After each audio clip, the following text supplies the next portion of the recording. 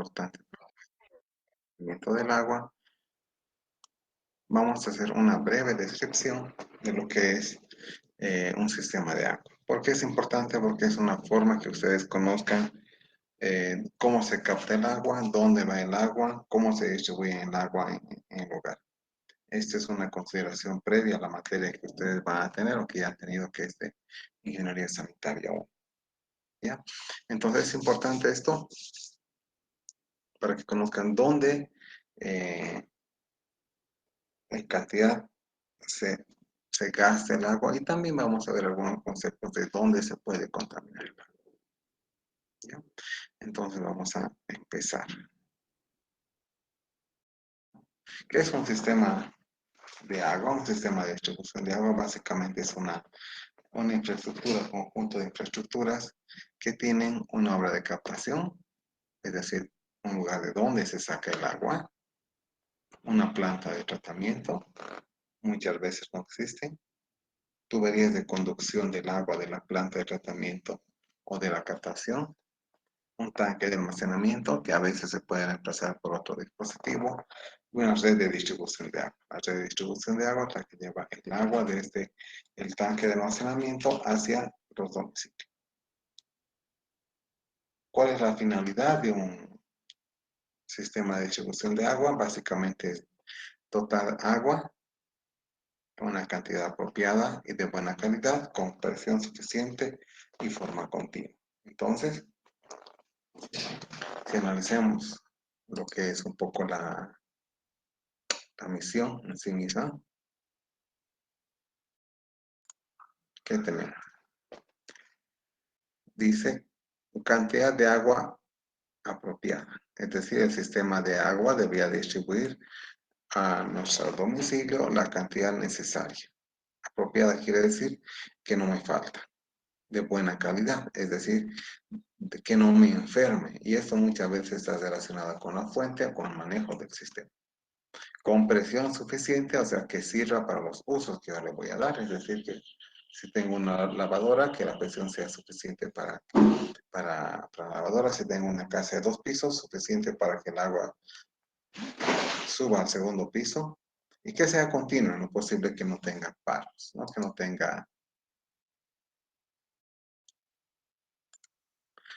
tenga interrupciones, ¿no? Entonces, apropiada, calidad, presión, continua. Características ideales de un sistema de agua, ¿no?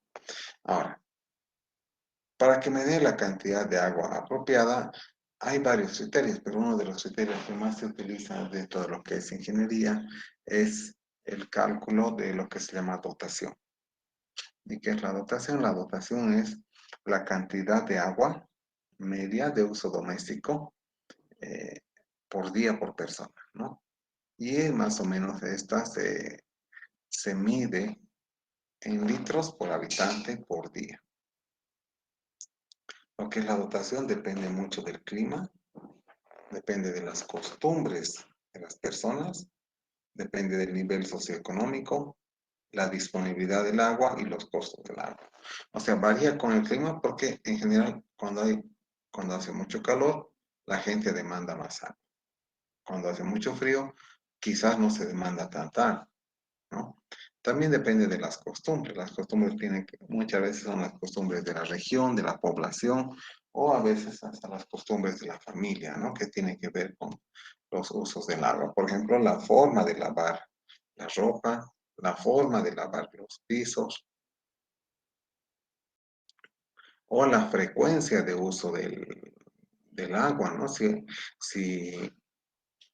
uno está acostumbrado a bañarse todos los días, va a gastar más que uno que está acostumbrado a bañarse cada 2 días. También mucho depende del nivel socioeconómico. Y el nivel socioeconómico está muchas veces vinculado con la capacidad de gasto, pero también con la generación de nuevos, digamos, de nuevos usos del agua. Capacidad de gasto que quiere decir que si tengo mucho dinero, posiblemente lo que voy a hacer es lavar mi ropa cada día, posiblemente voy a bañarme más tiempo, posiblemente voy a utilizar más agua para regar mi patio, para lavar mi auto, porque si bien cuesta, pero si puedo pagarlo, pues lo voy a hacer.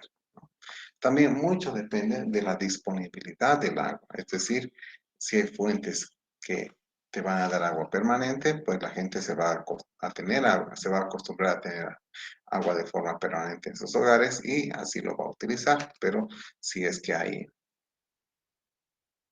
agua en forma discontinua, también se va a acostumbrar a eso. Y finalmente los costos del agua, aunque los costos del agua están relacionados con el clima, si, si, si el clima es lluvioso, va a haber mucha agua, con las costumbres, con el nivel socioeconómico. Entonces, de todo esto depende la dotación de agua. Y esto, la dotación, también implica que de todo esto depende cuánta agua se puede utilizar.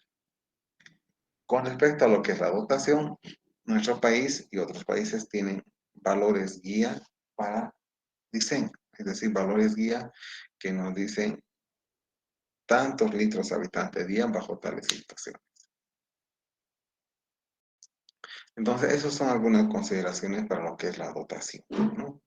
Ahora, ¿qué también tenemos que saber acerca del sistema de agua, ¿no? Que en general todo sistema de agua se diseña para que tenga una vida útil de un cierto número de años. En general de 10 a 20. No he visto que se diseñen sistemas de agua para menos tiempo, ¿no? Entonces así se diseña la infraestructura del sistema, las captaciones, el tratamiento, las tuberías, para una población futura entre 10 y 20 años.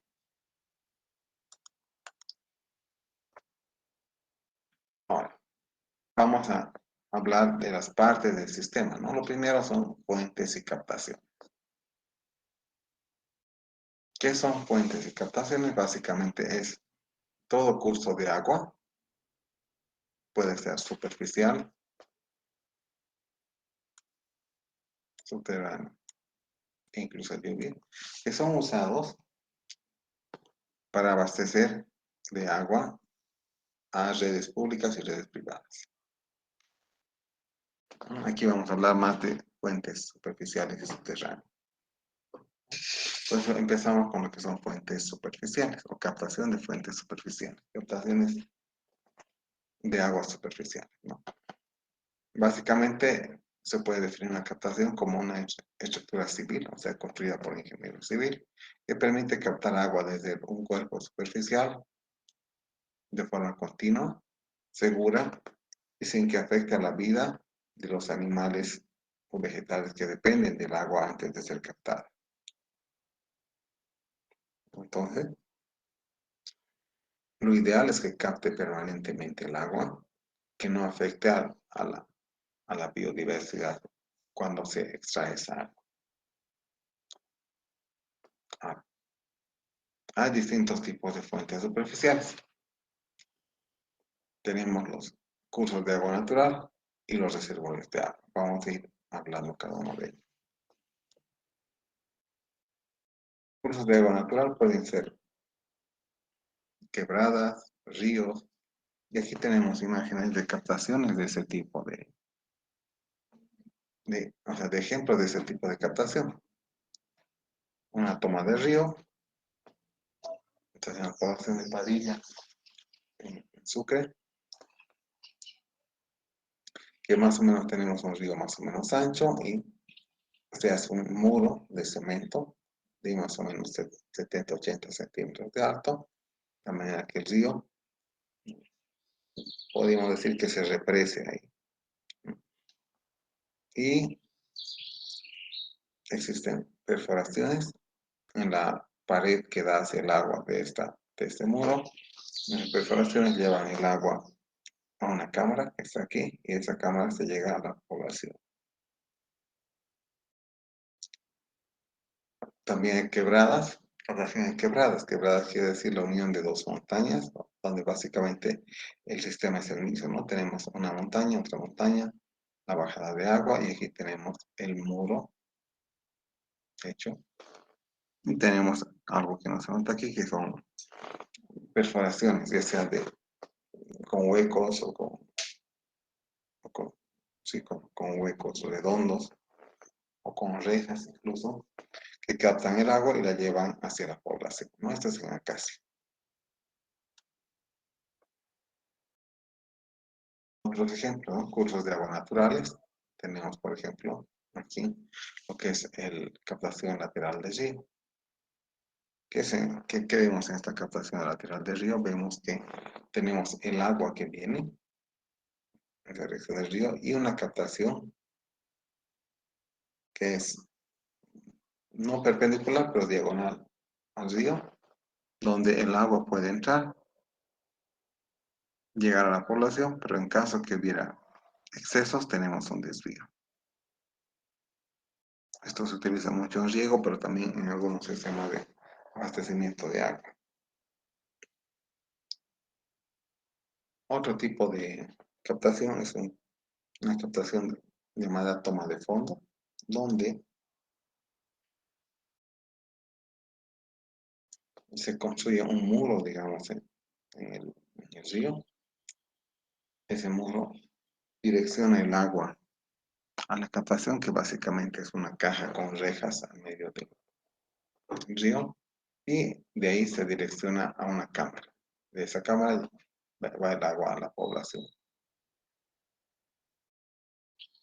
No, esta es una fotografía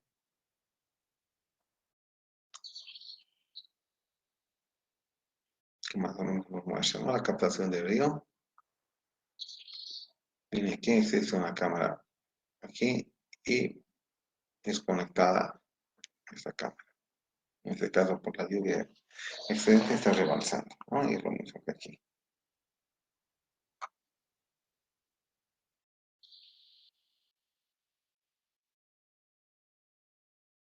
Otro tipo de fuentes superficiales, reservorios de agua. Reservorios de agua son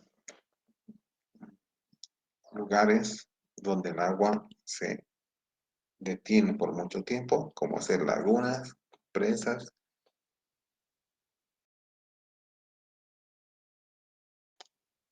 y el agua se capta de una parte lateral. Tenemos aquí ejemplos de laguna de Guaraguara, que abastecía ese mapa, no sé si sigue abasteciendo, y Laguna Taquini, que se encuentra en las alturas de la cervecería Taquini, ¿no?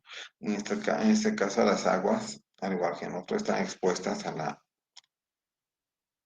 atmósfera, por así decirlo. Pero más que la atmósfera, desde el punto de vista sanitario, es posible que estas aguas puedan ser susceptibles de contaminar más fácilmente que las aguas subterráneas o las aguas que no tienen contacto directo con la atmósfera. ¿Por qué? Porque en las cercanías de estas aguas pueden darse varias actividades. Una puede ser la agricultura, otra puede ser el pastado de animales, pero con agricultura pueden caer residuos de agrotóxicos al lecho de agua. Y cuando tenemos animales cercanos, ellos pueden también contaminar el agua. Veamos otro tipo de fuentes subterráneas. El primer ejemplo que vamos a ver son vertientes. ¿Qué son las vertientes? Son captaciones del agua que sale de una ladera de la montaña, por así decirlo. ¿Y cuáles son sus partes principales? Básicamente tenemos eh, la zona de donde el agua sale, es contactada con una caja de cemento, que tiene perforaciones en la cara que da hacia el ingreso de agua.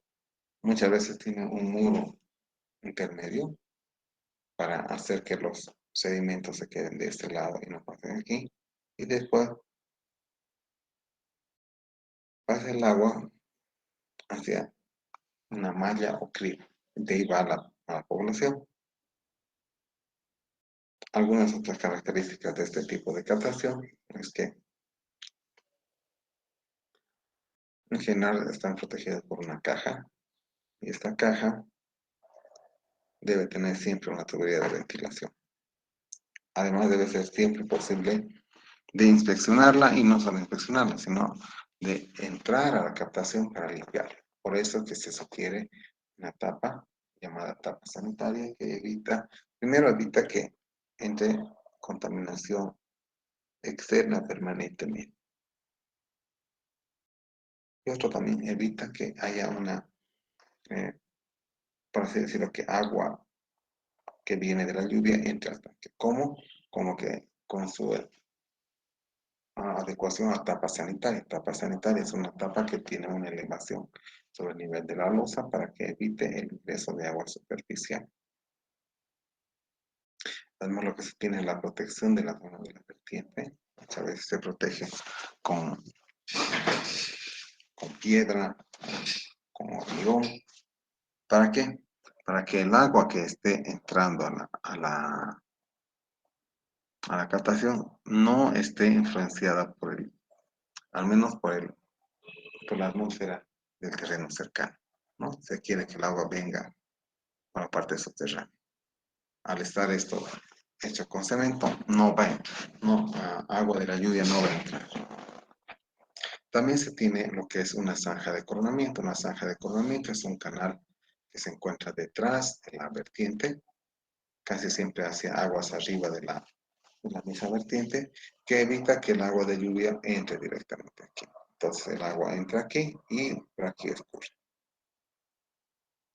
Otras cosas importantes de esta captación son que casi todas las captaciones deben tener una cámara de llaves o una cámara de válvula que regulen la salida hacia la población y que también sirvan para cerrar la salida cuando se va a hacer mantenimiento.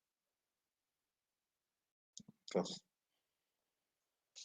también debe haber un elemento que evite que se inunde la cámara en caso de lluvia. Entonces, para eso lo que se tiene aquí básicamente es una tubería, que se llama tubería de rebalse, que capta el agua que está más arriba de un nivel y lo saca para afuera.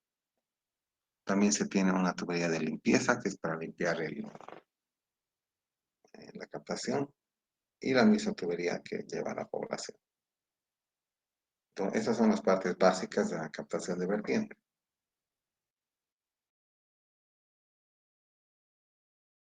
Tenemos aquí algunas imágenes, ¿no? Tenemos una vertiente en la población de Padilla, en Sucre.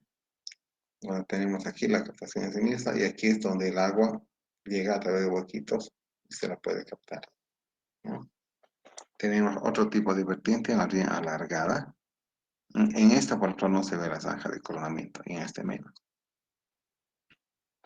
Tenemos esta vertiente que es más bien una caja alargada con un ingreso único y el agua sale del lado de la montaña y entra hacia la caja.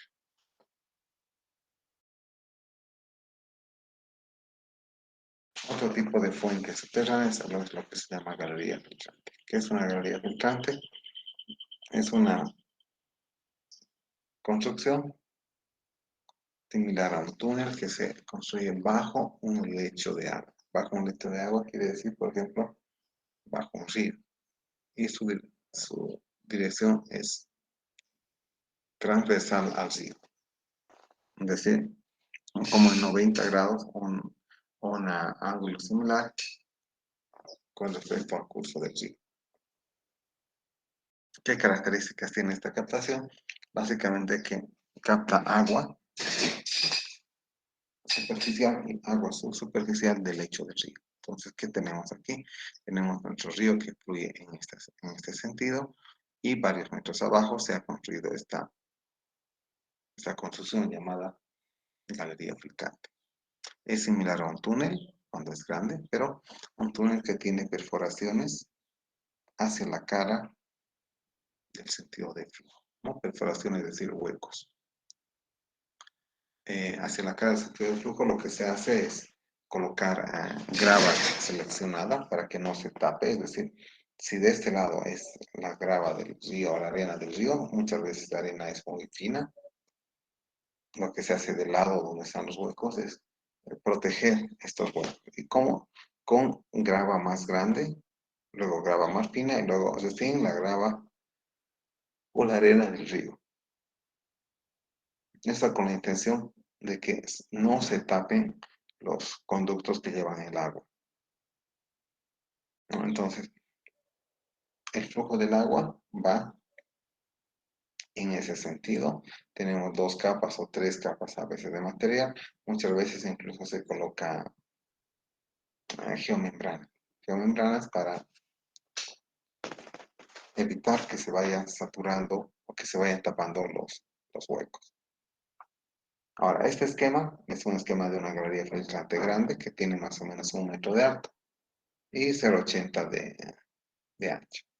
Existen en nuestro país galerías más pequeñas y las más pequeñas son incluso de una tubería de 6 pulgadas por acá con huecos aquí. Obviamente, cuanto más pequeño sea la galería filtrante, menos agua va a transportar y también va a ser más difícil de hacer la limpieza o mantenimiento, ¿no? Ahora, si ustedes se imaginan, ¿qué creen que hay? ¿Qué tipo de limpieza puede haber aquí? Pues básicamente que a medida que pasa el tiempo, la arena va tapando los huecos. O incluso raíces aparecen tapando esos huecos. Entonces, la galería filtrante, si no está mantenida, o sea, tiene una vida útil bastante corta. Vamos a ver otro tipo de... Pues la misma, ¿no? La misma, pero esta vez tomada en fotografías. Tenemos aquí el río, cuyo sentido es este, es decir, así. Y tenemos aquí la galería filtrante, cuyo inicio es este y su final está por acá. Entonces, esa galería se encuentra más o menos 3 metros bajo el nivel del suelo y se encuentra en forma perpendicular al flujo del agua. Obviamente la idea es que no se vea por arriba y también la idea es que cuando no se ve, lo que ocurre es que el agua muchas veces pasa por debajo del lecho del río.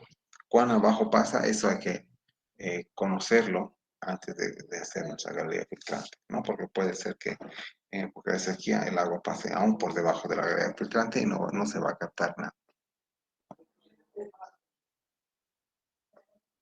Viendo por dentro tenemos esto que es el agua y estas las escaleras para bajarse dentro de ella, ¿no? Estas se encuentran en la población de Sacabamba. Otro tipo de fuentes subterráneas son los pozos, ¿no? Los pozos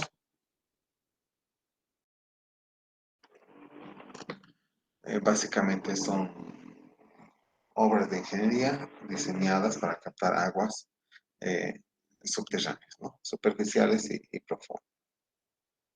Existen dos tipos de pozos, bueno, existen varios, ¿no? Pero los principales son pozos superficiales y pozos profundos. La diferencia principal entre estos dos es bueno, obviamente la profundidad, pero también el diámetro. Los pozos profundos en general son de más de 60 metros. A partir de los 30 metros ya se considera pozo profundo, ¿no? Más de eso es un pozo bastante profundo y hasta 20 o 30 metros se pueden hacer los pozos que se llaman superficiales. Pozos superficiales también se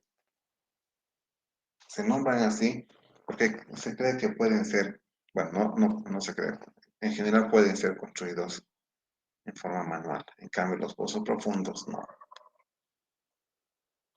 Entonces, un pozo superficial en general tiene poca profundidad, lo normal es 7, 8 hasta 10 metros, y tiene un gran diámetro. Un gran diámetro, ¿por qué? Porque capta más agua así y además tiene que permitir la entrada de una persona para la perforación del mismo pozo, ¿no? Y para su mantenimiento. Muchas veces esos pozos están recubiertos con anillas de cemento, muchas veces recubiertas con los laterales con piedra, ¿no? La parte superior de los pozos está protegida con cemento. ¿Para qué? Para que el agua de la superficie Es decir, el agua expuesta al medio ambiente, el agua posiblemente contaminada, no entre en contacto con la captación del agua. Lo ideal es que tuviera una tapa y que a través de esa tapa se podría entrar a revisar. Muchos pozos superficiales que he conocido no tienen tal tapa. Además, ¿qué cosa más tienen? Muchas veces tienen una bomba. La bomba extrae el agua desde aquí y se coloca aquí. Pero muchas veces también simplemente se tiene una polea con la cual se saca. O muchas veces ni una polea, simplemente un recipiente con una cuerda para sacar el agua de abajo. Entonces, estas básicamente son poco profundos y deben ser tan anchos como que permita a un trabajador estar ahí excavando. Por otro lado, los pozos profundos son pozos excavados con maquinaria de pequeño diámetro, pequeño quiere decir, digamos, hasta 30 centímetros, los cuales son, estos pozos son perforados con herramienta bastante dura, con la capacidad de perforar roca, y la captación de agua se hace perforando los tubos que van llegando al fondo. Y donde se perfora donde se encuentra material que puede contener el agua, es decir, grava más que todo, ¿no? ¿Qué características tienen los pozos profundos y los pozos superficiales? Que los pozos profundos en general no están asociados a contaminación bacteriológica, en cambio los superficiales sí. ¿Por qué? Porque la contaminación bacteriológica está asociada a lo que es la contaminación por heces fecales. Y se cree que las heces fecales pueden estar hasta 8 o 10 metros por debajo de la superficie, especialmente cuando se tiene pozos de infiltración, cuando se tiene letrina sin salida y cuando se tienen terrenos que son bastante permeables. Entonces, hasta esa profundidad puede llegar la contaminación por aguas residuales o por heces fecales. Por eso es que se recomienda que cuando se perfore un pozo, se capte agua de 30 metros de agua más hacia abajo, no de 30 de agua, no de 30 metros de agua más hacia arriba. Algunos ejemplos de pozos subterráneos. Tenemos aquí, por ejemplo, esto es una caja de metal alrededor de un pozo, y eso fue construido más o menos en la zona sur de nuestra ciudad, ¿no? El pozo profundo tiene pequeño diámetro, debe tener unos 20 centímetros.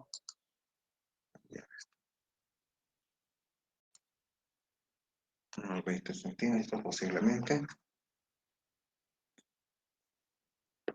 Debe estar protegida. Algunos organismos como ratas, ratones que pueden irse adentro del pozo, ¿no? Entonces, ¿qué características tiene? Tiene una tubería de 20 o 30 centímetros de diámetro como máximo. Por dentro entra la tubería de captación mixta y se descuelga la bomba, ¿no? Aquí tenemos el ejemplo donde está la boca de pozo, la salida del agua, ¿no? Aquí tenemos la bomba impulsando. Fuentes superficiales. Tenemos aquí pozos superficiales. Por ejemplo, ¿cómo es este pozo en Sacabamba? ¿Cómo era hace unos años? Las anillas, el fondo, y muchas veces lo que se tiene es también una bomba para extraer el agua, aunque sea superficial. Así las personas no tienen que hacer esfuerzo. En este caso, este pozo se encuentra dentro de una casa, una caseta. Idealmente, ¿cómo debería ser? Básicamente, tener el pozo con una tapa.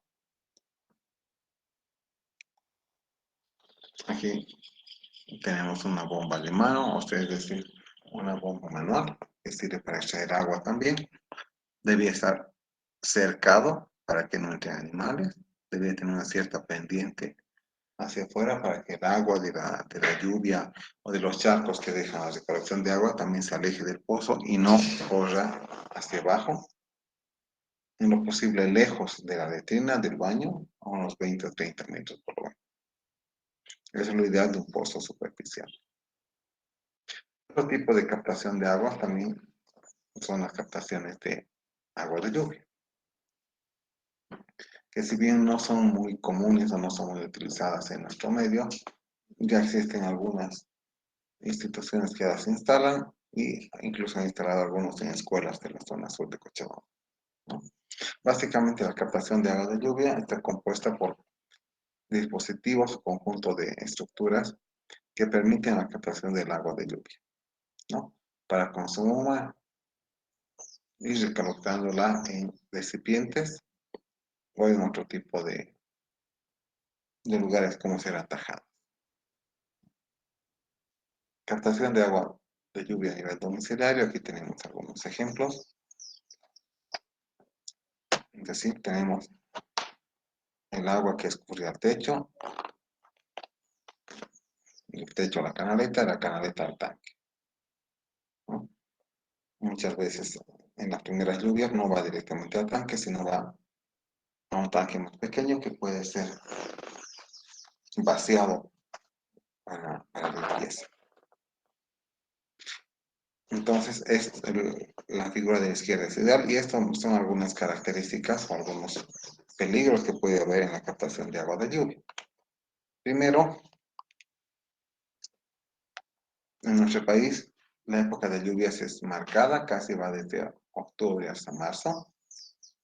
En algunas ciudades es más concentrada, ¿no? Va de diciembre a enero, de diciembre a febrero.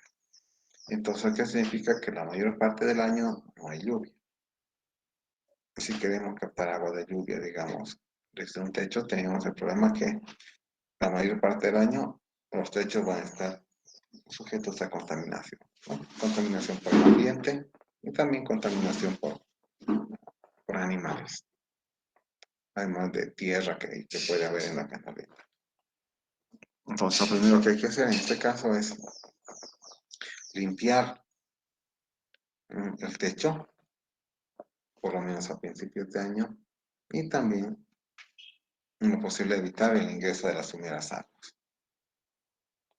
Una vez que se quiere descartar el agua, lo que se hace es, la primera lluvia viene y el agua puede ir directamente a botarse.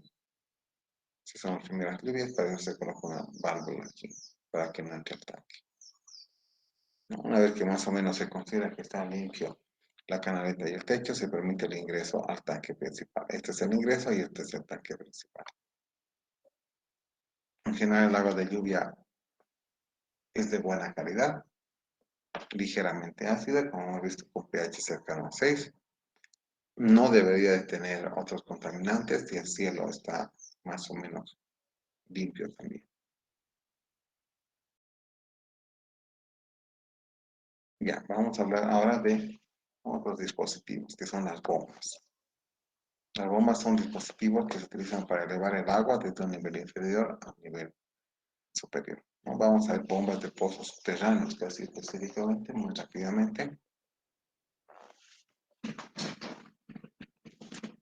Y tenemos aquí una caja de un pozo. Esto es de si no me equivoco, en la zona de Sibingani, en Cochabamba. Esa foto es tomada hace 12 años más o menos. Donde tenemos la boca del pozo, el tubo que capta el agua, por dentro está la bomba, ese es el cable de la bomba, una llave de regulación que ha sido regulada seguramente por el perforista, después la salida a la población y aquí la llave de apertura o cerrado de agua a la población, ¿no? Entonces muchas veces estos pozos se encuentran protegidos como una caja, sin embargo si no se limpia esta caja, empieza a crecer otros insectos que eventualmente pueden llegar adentro, ¿no? Otra imagen muy asociada a un pozo es la bomba, ¿no? Las bombas en general son de muy pequeño diámetro, el diámetro suficiente para entrar por el tubo, que a veces puede ser 4 pulgadas, 6 pulgadas, entra la bomba hasta el fondo y adosada a un cable bastante largo. El cable brinda energía y la bomba extrae agua hacia arriba. Otro tipo de bombas, aunque no son muy usadas, son las bombas llamadas bombas solares. Las bombas solares se utilizan para impulsar el agua de arriba hacia abajo, pero sin necesidad de electricidad, ¿no?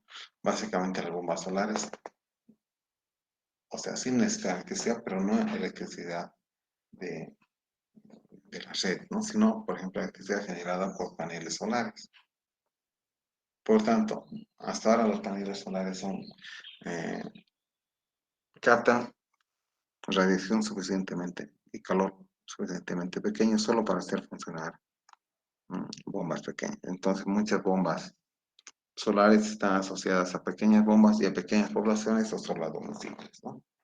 Aquí tenemos un ejemplo, si no me equivoco, esto es en Santa Cruz.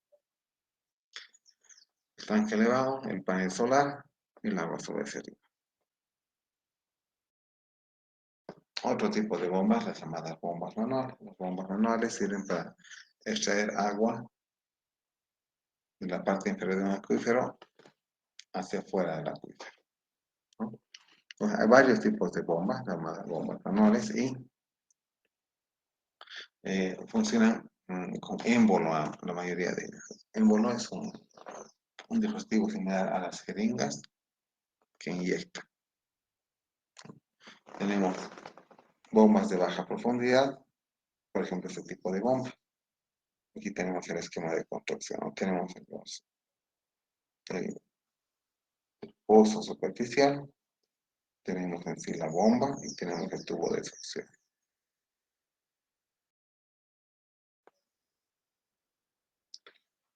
Existen varios tipos de cabezales de bombas, este es un ejemplo, ¿no? Hay varios, vamos a ver.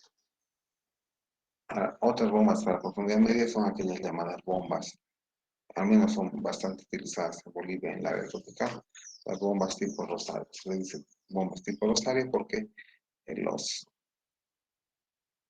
estos pequeños émbolos, digamos, eh, se colocan a igual distancia uno de otro a lo largo de toda la cuerda del pozo. Por eso se le dice bomba Rosario, porque se parece a un rosario.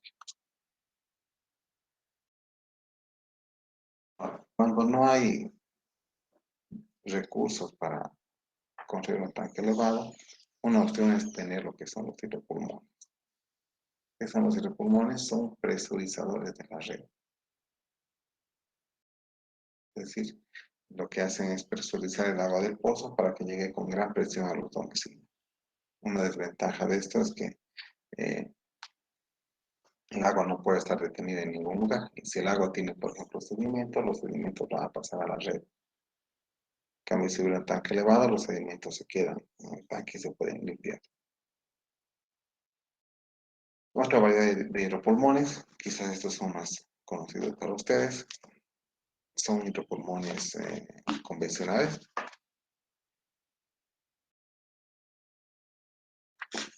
Que también presurizan, pero tienen un neumático por dentro, similar al de las bicicletas.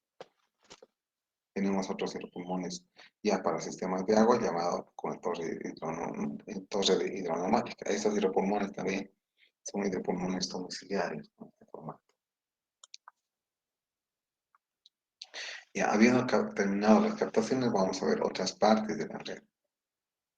Otra parte importante son las aducciones. Las aducciones son tuberías que llevan agua desde la fuente hacia el tanque o hacia la planta de tratamiento, ¿no? Y tenemos una definición del libro que nos dice es el conjunto de tuberías, canales, túneles, dispositivos y obras civiles que permiten el transporte de agua o aprovechando la energía disponible. En este caso, la única energía disponible era la gravedad, ¿no? En este caso de esta imagen, ¿no? Aquí tenemos la aducción en la fuente, la aducción en el tanque. También tenemos aducciones cuando tenemos fuentes pozos, ¿no?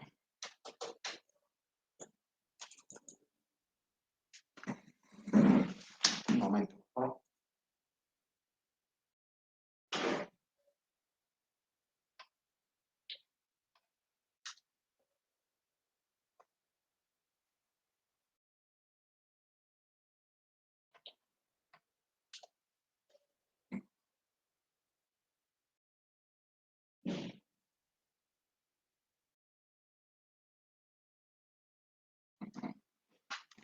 Ya. Entonces, si bien la aducción es cuando tenemos una captación de vertiente, viene de la vertiente al tanque por gravedad, aquí este es un sistema, una planta de tratamiento vista desde arriba, ¿no? Aquí tenemos el pozo, aquí tenemos el tubo que lleva a la planta de tratamiento y esto también se le llama aducción. Tenemos, ese ejemplo es aducción por bombeo, es decir, tenemos un tanque elevado y el tubo que lleva el agua al tanque se llama la aducción. Aquí tenemos el tubo que lleva al tanque, es este tubito.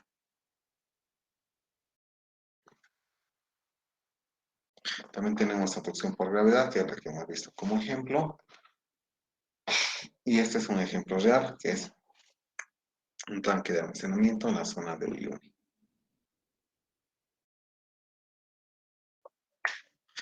¿Qué es el tratamiento de aguas? El tratamiento de aguas es el conjunto de procesos que alteran de forma favorable lo que es las condiciones del agua. Alterar de forma favorable, es decir, si tengo un agua que no es buena para que yo tome, una vez que haga el tratamiento, pues el agua tiene que volverse buena para que yo la tome.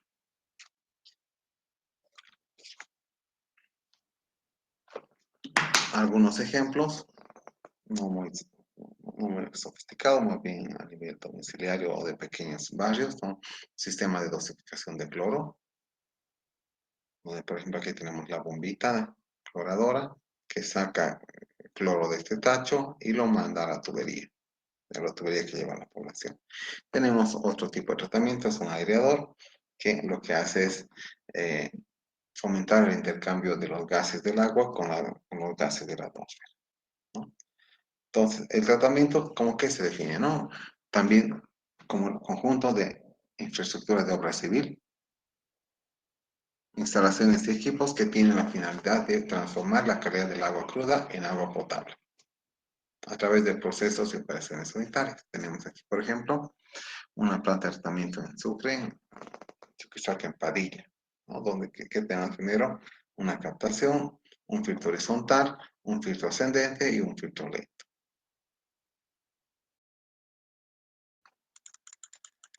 Esto antes era un video, pero no da, el video no está vinculado, si no me equivoco, a ver, déjenme ver.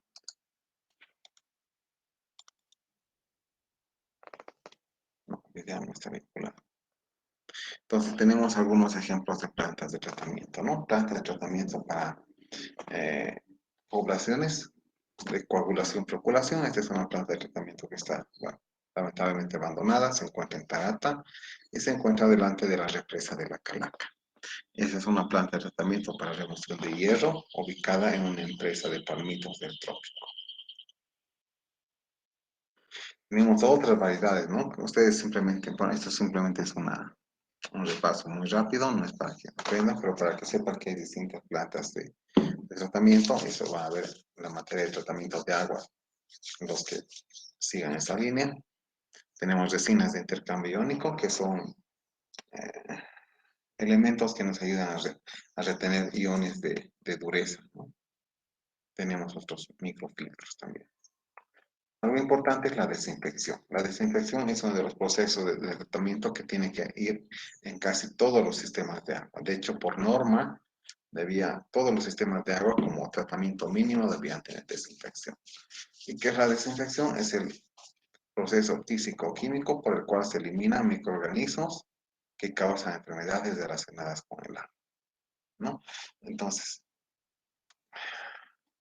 Si tomamos agua que ha estado contaminada con aguas residuales, posiblemente algo de las aguas residuales tiene heces y las heces tienen microorganismos. Y esos microorganismos al entrar nuevamente en nuestro organismo pueden causar diarrea. Lo que se hace con la desinfección es eliminar esos microorganismos.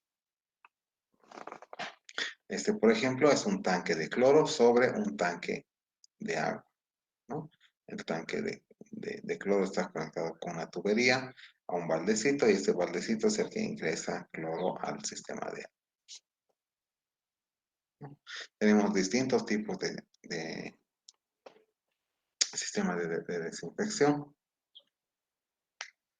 Tenemos por inyección de cloro, aquí no es muy gráfico, pero es la tubería que lleva agua y aquí un dispositivo que inyecta cloro, ¿no? Es un dispositivo hidráulico llamado Venturi. Ustedes han llevado el principio de Venturi en hidráulica de tuberías, si no me equivoco, ¿no? Y aquí tenemos otro tipo de dispositivos donde tenemos el tanque de cloro, el baldecito regulador, el tubo que ingresa al tanque y aquí la inyección. Tenemos dosificadores por goteo de cloro, de un tanque superior a un tanque inferior y al tanque de la empresa, digamos. También tenemos por bomba dosificadora, que hemos visto hace un rato, y tenemos por lámparas ultravioleta, que también es bastante común en nuestro medio. Otra parte importante de los sistemas de agua son los tanques. Antes de continuar, vamos a descansar aquí.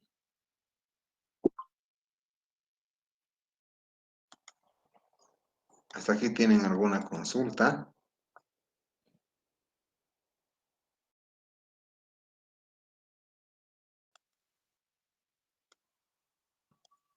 ¿Alguna consulta sobre lo que son partes del sistema?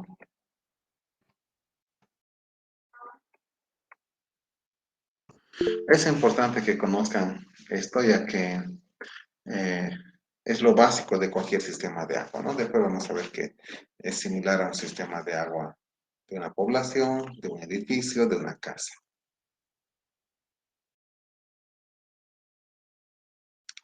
Bueno, seguiremos entonces en las consultas.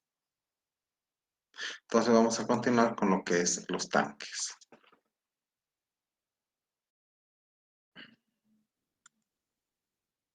Bien.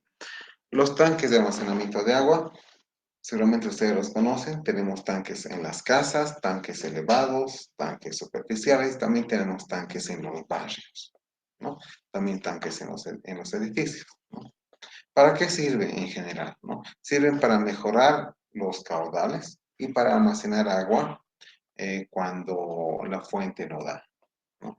¿Por qué se almacena agua? Decimos porque eh, una fuente, una vertiente, por así decirlo, da agua permanente. Es decir, puede variar a lo largo del año, pero digamos, entre un día y otro no varía mucho. Significa que, por ejemplo, puede dar un litro, 0,1 litro por segundo, 24 horas al día. Pero la población tiene hábitos de consumo distintos. Consume más en la mañana, consume más en la tarde y consume menos al mediodía. Entonces, para cubrir esa demanda variable, el tanque de almacenamiento lo que hace es almacenar el agua mientras no se utiliza. De esa manera regula la distribución, ¿no? Ahora, existen distintos tipos de tanques, ¿no? Existen los tanques llamados superficiales, son tanques superficiales porque todo el cuerpo del tanque se encuentra sobre la superficie. Estas son algunas de las partes principales de un tanque, ¿no? Y estas partes principales son independientes si es superficial o si es subterráneo. Lo primero, digamos, es el cuerpo del mismo tanque. Luego tenemos una tubería de ingreso, una tubería de salida. No hay tanques sin tubería de ingreso, es tubería de salida. Luego tenemos una tubería de rebalse, limpieza, una tubería de rebalse. tenemos una tapa y esa tapa por motivo sanitario debe ser primero asegurada con candado y otra debe ser del tipo sanitario, es decir, que no permita el ingreso de agua de lluvia. Digamos, es una losa que cuando llueve puede ingresar agua aquí. La idea es que esté construida esa tapa de tal manera que no entre agua de lluvia, ¿no? Y también tiene una tubería de ventilación. Adicionalmente tiene una cámara de llaves que está protegida para ah, hacer funcionar o cortar el agua y también para hacer funcionar la limpieza. Eso es lo básico, principal y mínimo de un tanque de almacenamiento de agua. Existen otros tipos de tanques también, como son los tanques subterráneos y los tanques elevados. Un tanque subterráneo es un tanque que tiene las mismas funcionalidades que el tanque que hemos visto hace un rato. Sin embargo, su cuerpo está prácticamente todo bajo el suelo. Un tanque elevado es un tanque que tiene la misma funcionalidad, pero tiene su cuerpo sobre el nivel del suelo, ¿no? Entonces, eso es lo importante de los tanques y quizás algo muy ya más específico de los tanques elevados es que en general tienen una escalera. ¿No ven esta escalera? Pero cuando tienes un tanque, digamos, de 6 pisos de alto, el subir por la escalera a veces causa vértigo y algunas personas no están acostumbradas. Entonces, lo que se recomienda es que se construyan aros de protección en las escaleras. Muchas veces por economizar no se lo hace, pero es realmente necesario. Luego vemos lo que es la red de distribución. La red de distribución es el conjunto de tuberías que lleva el agua desde el tanque o la planta de tratamiento hacia los domicilios, ¿no? La red de distribución o el sistema de distribución puede incluir pompas, tubos, válvulas, conexiones domiciliarias e incluso medidores de agua. Entonces, un medidor de agua es parte de la red de distribución, ¿no? Aquí vemos esquemáticamente cómo es o dónde está, pero básicamente es un conjunto de tuberías que lleva el agua desde el tanque hasta la población. Lleva a cada domicilio. Esta es una población rural bastante pequeña, por lo cual lleva un solo grifo de domicilio. Internamente muchas veces existen redes de distribución de agua dentro del mismo domicilio. Muchas redes de distribución, especialmente de barrios, están esquematizadas en planos o en dibujos de los mismos barrios. Existen distintos tipos de redes, pero los más comunes o los mínimos que ustedes deberían conocer son red abierta y red cerrada. Red cerrada se utiliza más que todo en núcleos que son densamente poblados, como ser ciudades, y red abierta en poblaciones donde tenemos pocos domicilios y solo tenemos que cerrar un tubo para que llegue el agua a cada extremo o a cada nodo. Una de las diferencias es que en la red cerrada prácticamente tenemos una presión uniforme en todos los puntos, ¿no? En cambio, en la red abierta tenemos una presión casi proporcional, inversamente proporcional a la distancia del tanque de almacenamiento, ¿no? Una desventaja de la red abierta es que si, por ejemplo, una persona vive aquí y hay un daño en la tubería aquí, se tiene que cortar el agua desde aquí y todos los de adelante se quedan sin agua. En cambio, en una red cerrada, cuando tenemos un daño, digamos, aquí, simplemente se puede aislar este tramo y toda la otra población sigue recibiendo agua. Entonces, esas son algunas de las diferencias principales. Ahora, son parte de la red también lo que son las acometidas. Las acometidas es eh, el punto, o digamos, las tuberías que entran a los domicilios, ¿no? Y están compuestos por una tubería que viene de la calle, una conexión, una tubería que llega al domicilio, un medidor, un medidor de agua y después el grifo en sí mismo. Entonces, Es parte integral de una red de distribución el medidor de agua. No puede haber sistemas de agua sin medidor, o sea, sistemas de agua técnicamente diseñados, ¿no? Aunque hay muchos que lo hacen sin medidor por evitar el costo. Ahora, todo lo que hemos visto son las partes del sistema. ¿Y por qué es importante conocer las partes del sistema? Porque muchas veces cuando uno va a hacer un diagnóstico de cómo está el agua en una población o cómo está el agua en una red de agua, tiene que ver no solamente el análisis de agua de un punto, ¿no? Tiene que ver qué cosa influye en el análisis de agua de un punto. Si, por ejemplo, eh, quiero conocer cómo es la calidad del agua que llega a mi casa, no basta con solo tomar el análisis de agua en mi casa. Debo también revisar cómo es el sistema de agua desde la captación hasta mi casa. Entonces, ¿por qué? Porque en alguno de esos tramos puede ser que haya algo que haga ingresar contaminación a la red y que me afecte a mí y a otros. Y a ese procedimiento de ir y revisar el sistema de agua buscando fugas, buscando faltantes, buscando fallas, se le llama inspección sanitaria. Entonces, la inspección sanitaria básicamente es la búsqueda de afectaciones o daños a un sistema de agua, búsqueda visual. ¿Para qué? Para relacionarlo con la calidad del agua. Entonces, básicamente es la revisión y el anotar los defectos hallados. Ahora, hemos visto muy rápidamente un sistema de agua que es de una población, pero también un sistema de agua domiciliario es muy similar, ¿no? Digamos, este es un esquema, ¿no? Tenemos una casa y si tenemos nuestro propio pozo, nuestro sistema va a incluir ¿qué cosa? La fuente, que es el pozo, nuestro tanque, muchas veces tenemos tanque bajo, o tenemos tanque alto, o tenemos dos, fuente, aducción, tanques y distribución, ¿no? Ahora, cuando la fuente es una red pública, de igual manera, la fuente es la red pública y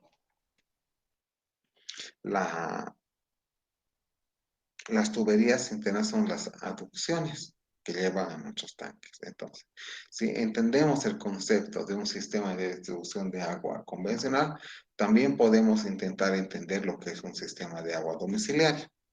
De igual manera, tenemos sistemas de agua de industrias, en este caso de hospitales, ¿no? Entonces tenemos, por ejemplo, la fuente de agua, un pozo que llega a un tanque bajo, del tanque bajo lleva, por ejemplo, a unas lavanderías o a otro tanque elevado y ese tanque elevado lleva al bloque principal.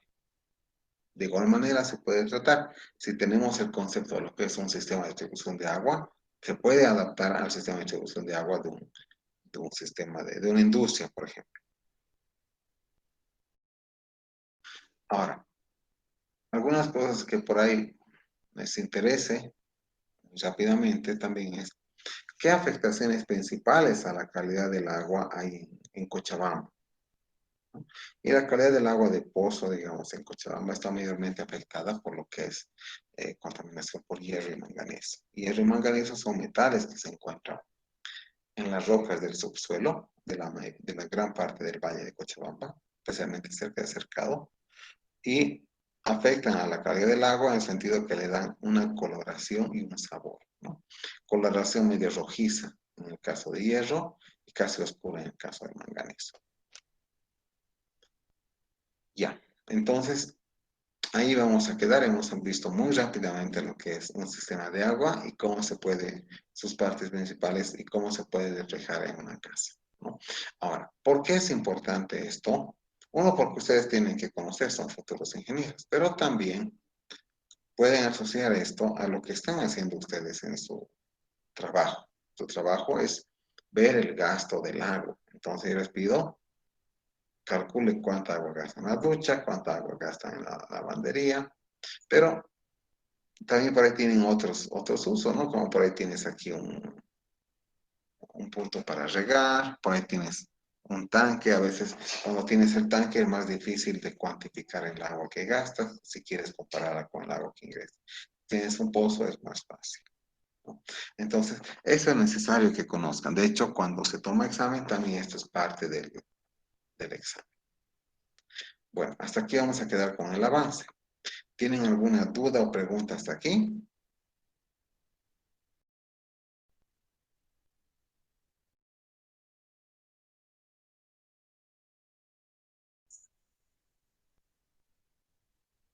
Bueno, parece que no. Ahora, ¿cómo le está yendo con su trabajo? A ver, ¿están pudiendo medir qué problema tienen? Porque supuestamente ya es un poco tiempo que tienen que cuidar. Ingeniero, tenía una duda.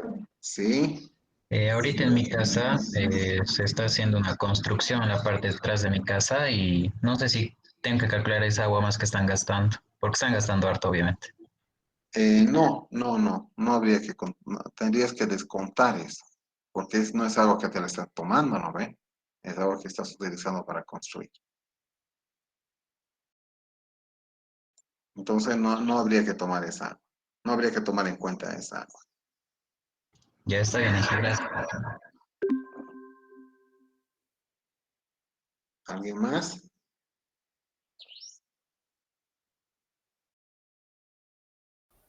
Inge, una pregunta. Sí. Yo tengo pozo en mi casa y en donde nos pide sacar foto de la factura, ¿podría poner el del alcantarillado de cuánto pago? Eh, no. En ese caso, digamos, tú colocas, es un caso especial, ¿no? Porque no pagas por consumo, porque igual no tienes medidor de agua del alcantarillado, ¿no ve? Simplemente la conexión. En ese caso, pues me sacas una foto de tu pozo y no calculas eso. Solo en tu caso, ¿no? ¿Ya? Está bien, ingeniero. Ya.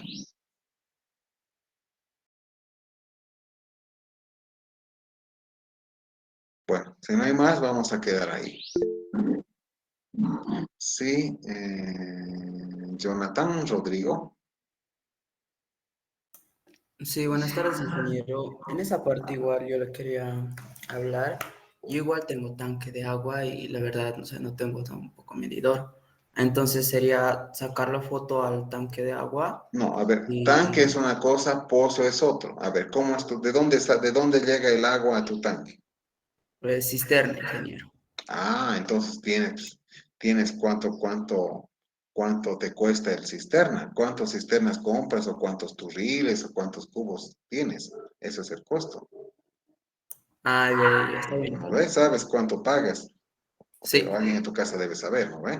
Ese sí, es sí, el sí. costo y sabes, a ver, pagarás, no sé, a 20 bolivianos por cubo, no sé, pero tienes cuánto te deposita porque debes tener tu volumen de tu tanque y debes saber cada qué tiempo lo llena y tiene un costo eso, ¿no ve? Sí, ingeniero. Ya, Está bien, muchas gracias. ¿listo? Bueno, entonces quedamos ahí, ¿listo? Nos vemos mañana. Ah, no, aquí dice Esaú. A ver, ¿puedes hablar o solo estás por texto? A ver, vamos a ver qué dice. Esaú dice, yo tengo una consulta. Vivo en alquiler y no tenemos familia propio. Vivimos 3 familias y eso nos dividimos. Mm, lo que podías hacer es más o menos dividir tu factura, ¿no? Es decir, ustedes se dividen y más o menos cuánto pagan cada mes. Y eso va a ser como si fuera lo que es de tu casa o de tu uso, esa tercera parte o la fracción que te toca, ¿no? Ahora, depende de dónde pagas. Si pagas a un sistema de agua, si pagas a un comité de agua, debes tener o alguien debe tener cuántos metros cúbicos. De esos metros cúbicos, lo divides proporcional a cuánto te cobran, ¿no? Digamos, si es 20 metros cúbicos y divide entre 3 debe ser a 7 bolivianos. O sea, debe ser a 7 bolivianos y eso es lo que te cuesta tus 7 metros cúbicos, ¿no? Se puede prorratear eso también.